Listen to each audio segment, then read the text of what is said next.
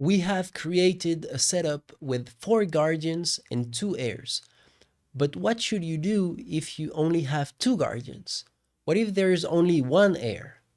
In this lesson, we'll explore how to determine if you need to tweak the vote setup so it better fits your personal situation and what changes you would need to make. Let's get started. Let's take a look at this document called Heirs and Guardians. This is a simple document that will help you determine who your heirs are and who your guardians are. Not only that, but it will also help you understand what changes need to be made depending on the number of heirs and guardians that you have. Let's start with the heirs. It will be very simple to adapt the setup depending on the heirs that you have. So first of all, let's ask this question. Who are my heirs? Are there grandchildren, children, spouse, siblings, other family members? Who are they? Once you have that, you can think about the changes that need to be made. If you have 2 heirs, there won't be any changes to be made as it's the same setup as laid out in the course. If you have more than 2 heirs, you will have to add one recovery package with the copy of the passphrase for each additional heir.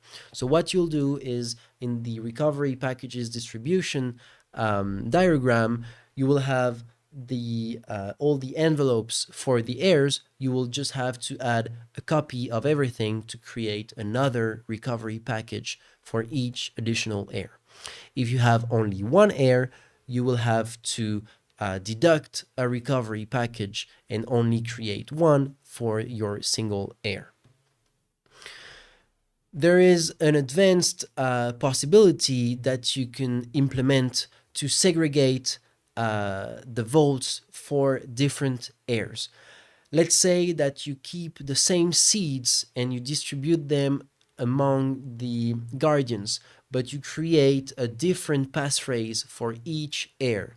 As we've previously seen before, you can create a number of signing keys that will change if you change the passphrase, even if you keep the same seed. So in this case, what you can do is create a new passphrase for each heir that will create a new wallet, and you can load each wallet with the amount of Bitcoin that you want to pass down to each heir. This is more complex. It goes outside the scope of this course, but it is interesting to explore nonetheless, and this is something that you could technically implement for your own vote. The trade-off is that it has less redundancy in terms of backups for the passphrase. In our case, we have 3 backups of the same passphrase. In this case, you would have 1 backup of each passphrase for each heir. So that's a risk, because if you lose your only copy of the passphrase, you would lose access to the funds.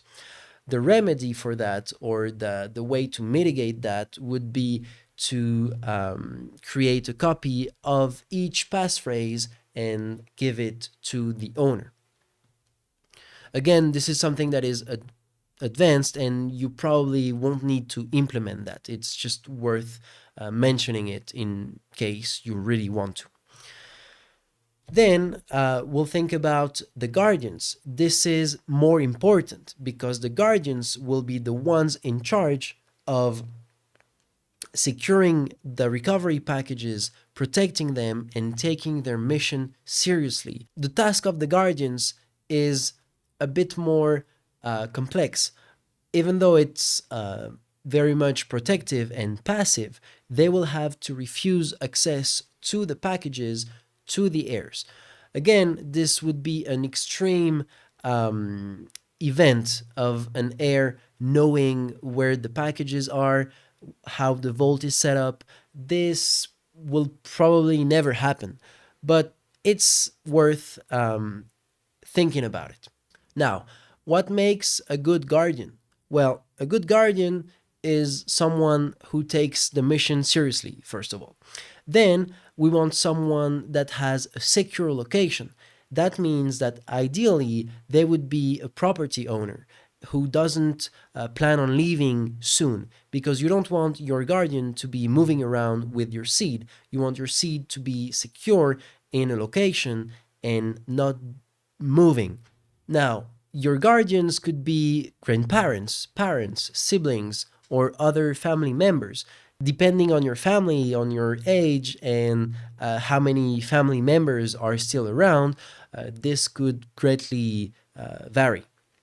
We want people who will take the mission seriously, that will protect and secure the recovery package, and will do so in a location that will not change anytime soon. So again, it would be ideal to find individuals who are property owners and won't move anytime soon. Now, depending on the number of guardians that you have listed, you will have to make some changes, and these changes will be more consequent than the changes in terms of heirs. Our setup is a 3 of 5 multi-signature wallet. Most multi-signature wallets are 3 of 5 or 2 of 3. This is why if you have 4 guardians, you won't have any changes to make, as our setup is exactly this: 1 owner, 4 guardians for 5 seeds. If you have less than 4 guardians, I would recommend choosing 2 guardians and creating a 2 of 3 multi-signature wallet, where you distribute the 3 seeds among the 2 guardians and the owner. If you have only 1 guardian, I recommend you create a 2 of 3 multi-signature wallet, but with only the seeds and no passphrase. And in this case, you would distribute the 3 seeds among 1 guardian, the heir, and the owner. The only trade-off with this setup is that you wouldn't have any kind of segregation between the guardians and the heirs, and as such, there would be a risk of collusion between the guardian and the heir. You will find this PDF right after this video. I encourage you to download it and to use it to think about who your heirs will be and who your guardians will be as well.